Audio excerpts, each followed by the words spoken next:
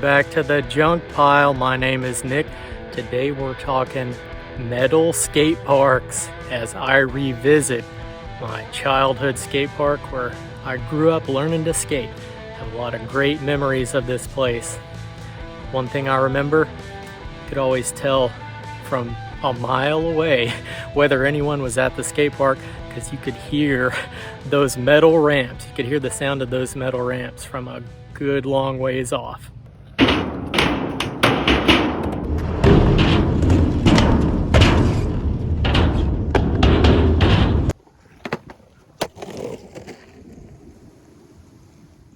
At the jump pile, you can skate for a while. I can't help but smile at the old school style. At the jump pile, at the jump pile. What about metal skate parks? I grew up skating a little metal skate park, and I'd like to hear any stories you may have about small local skate parks with metal ramps. They're not the kind of thing that you would generally go out of your way to travel to and skate. It's more just something for the locals, usually something you're glad to have. Just glad to have any kind of a park at all. And I know we were when I was a kid. I'm here at the old concrete slab of the original Calvert City Skate Park, where I spent what seemed like 90% of my time from about age 12 until maybe 17 when I got my driver's license. My grandma worked at the library here in town, and I'd get dropped off at the skate park every day of the summer and every day I could after school.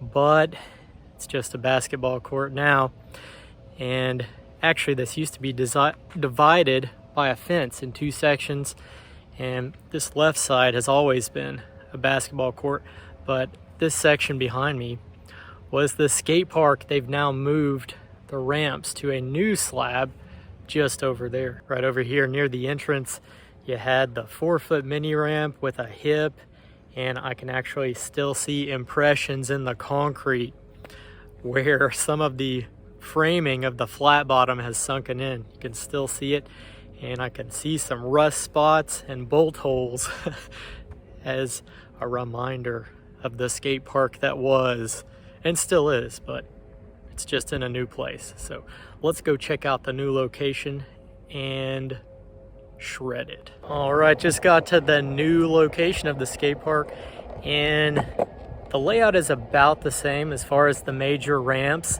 the pyramid and mini ramp with the hip that you see behind me. However, the pad is now triangular, so they've got the flat bars running on a separate face of the triangle, and that actually does kind of improve the flow of traffic a little bit.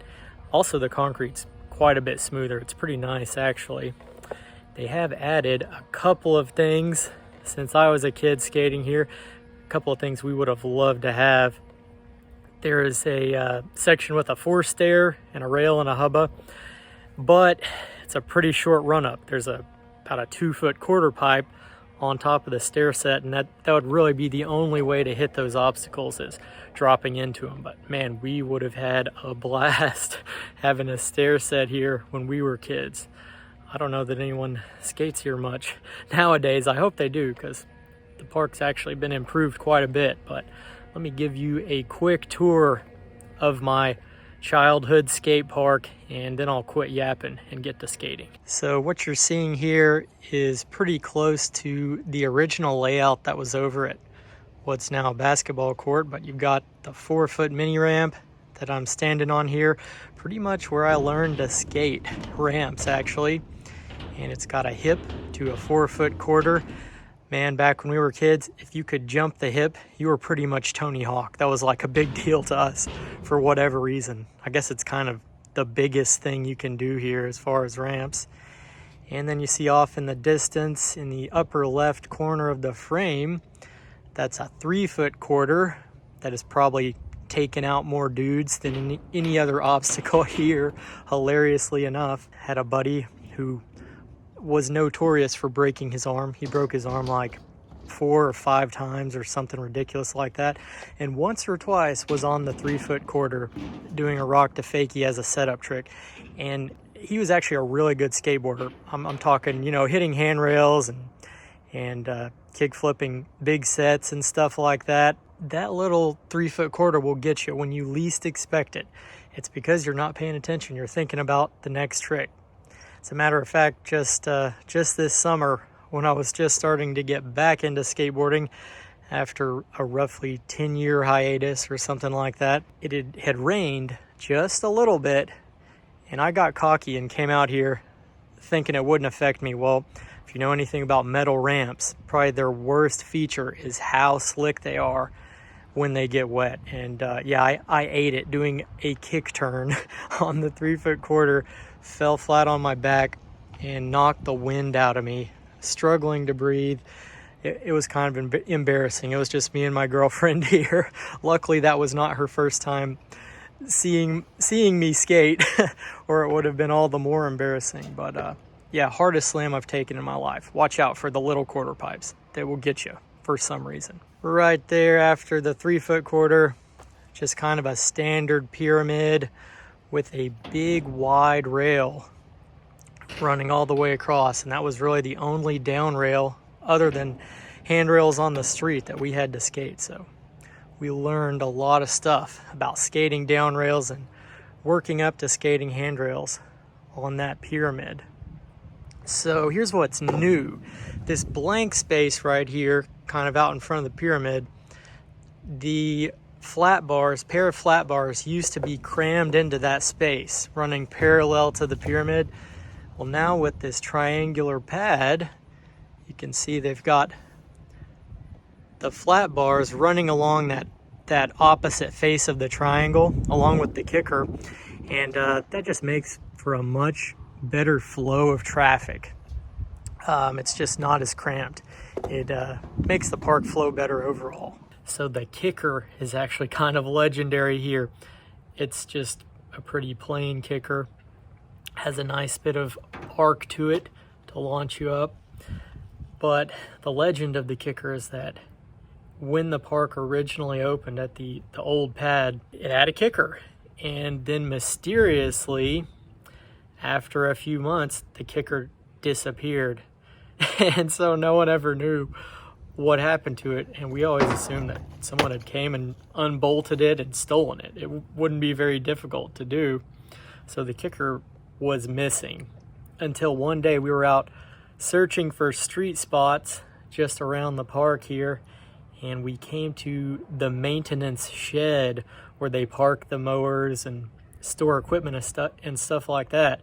And we noticed back in a dusty corner of the maintenance shed, it was our kicker back there. For some reason, the city had decided to take it away. And to this day, we may never know why, but at the new park, it's back. So that's exciting stuff. We have a kicker here at Calvert Skate Park. So metal ramps are probably not most people's favorite surface to skate. They're definitely not mine, but it's what we got used to growing up skating this park, and we were just glad to have a park at all. There are a lot of disadvantages. Metal ramps are notoriously bad about getting slick after any kind of a rain, even the lightest rain. You'll have basically zero traction on metal, depending on how they're painted, of course, but generally speaking, they just tend to be very slick, or if they get pollen or dust on them, it can be dangerous. You'll go down when you're not expecting it and go down hard. They're also very loud, which is probably part of the reason that the city chose to move the skate park away from more civilized centers of activity in the local park here, just to reduce some of the noise. And on top of that, there's also potential over time for the seams in the ramps, like the flat bottom on the mini ramp.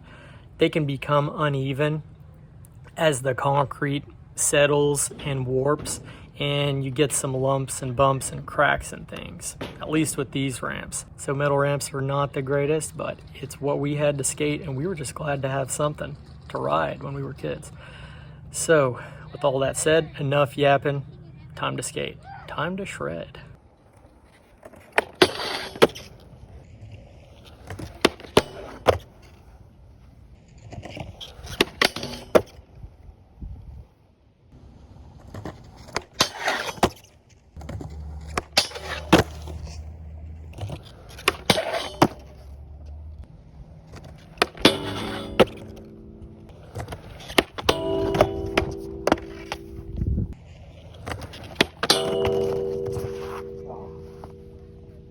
man, that was the hardest slam I've taken in recent memory, going for a backflip on the high rail. And that was so stupid because my first attempt, I almost rolled away from it.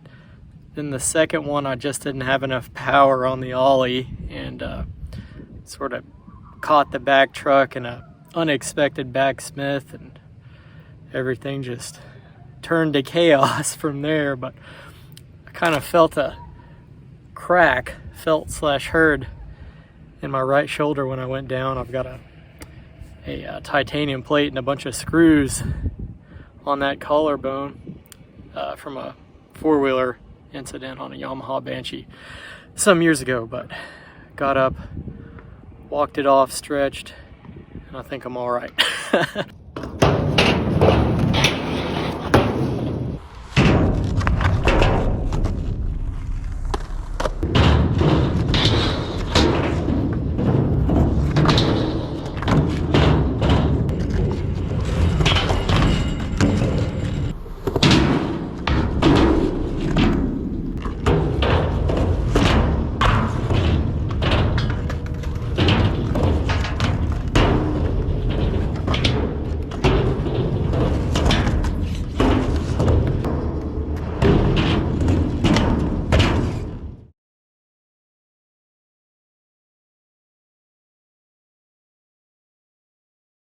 At the jump pile, you can skate for a while. I can't help but smile at the old school style. At the jump pile, at the jump pile.